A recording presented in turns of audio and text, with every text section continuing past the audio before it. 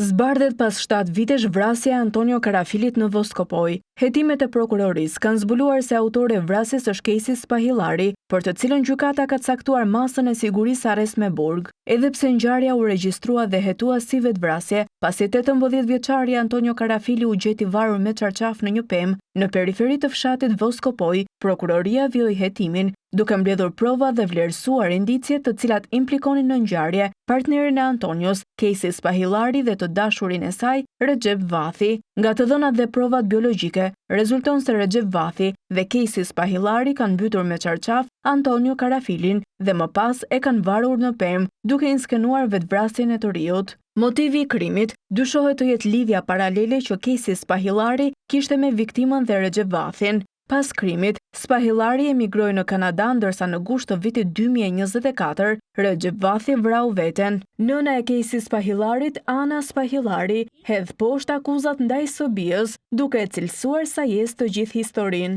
Kejsi nuk ka lidhje fare. Ata ishin në Kors, kishin pasur një grindje, që ngjitur në Voskopoj, kishin dashur të zbrisnin, ai nuk kishte dashur mbas grindjes, dhe Kejsi kishte lënë aty, kishte pritur për që ai të vinte, nuk kishte erdhur, kishte zbritur, kishte marrë ti emën dhe të vllajin, duke i thënë që nuk do të zbres. Kur vajtën e kanë gjetur. Ata nuk thanë që ishte i shtrirë ashtu siç ata pretendojnë, por vetë jam ata që e nglitën peshë që prem çarçafin, jo e gjetën me këmbë në tokë. Dëmoshetëna një sajesë. Prokuroria e Korçës ka nxjerrë urdhrin e arrestit për Kejsi Spahillarin, ndërsa gjykata e Korçës caktoi masën e sigurisë arrest me burg në mungesë për akuzën e vrasjes me dashje në bashkëpunim. Pas kësaj pritet që prokuroria e Korçës të procedojë me urdhër arrestin ndërkombëtar për Kejsi Spahillarin, e cila prej disa vitesh jeton në Kanada dhe ka krijuar familje.